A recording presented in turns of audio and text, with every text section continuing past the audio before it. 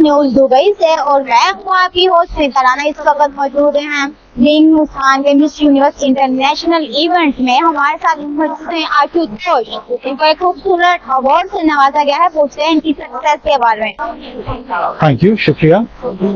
हम लोग इंडिया से हैं एंड इंडिया में हम लोग ऑलमोस्ट $3000 बिलियन का बिजनेस करते हैं एंड अब हम दुबई में आ रहे हैं एंड दुबई का हमारा जो प्लान है और जितनी हमने मेहनत करी है इस मार्केट को बिल्ड करने के लिए, हमें उसके लिए उस अवार्ड से नवाजा गया है and we are extremely happy, extremely thankful to Muskaan award for recognising the effort that we are putting.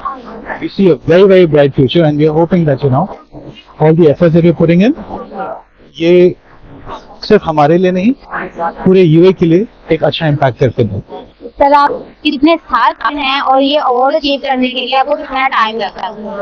हम दुबई में करीब 2 साल से काम कर रहे हैं एंड हमारा प्लानिंग इसके साथ आप समझिए करीब 4 साल पहले शुरू हुआ था एंड पूरी टीम में जितनी भी मेहनत करी है उसके बाद हमारे को धीरे धीरे एक पॉजिटिव लुकिंग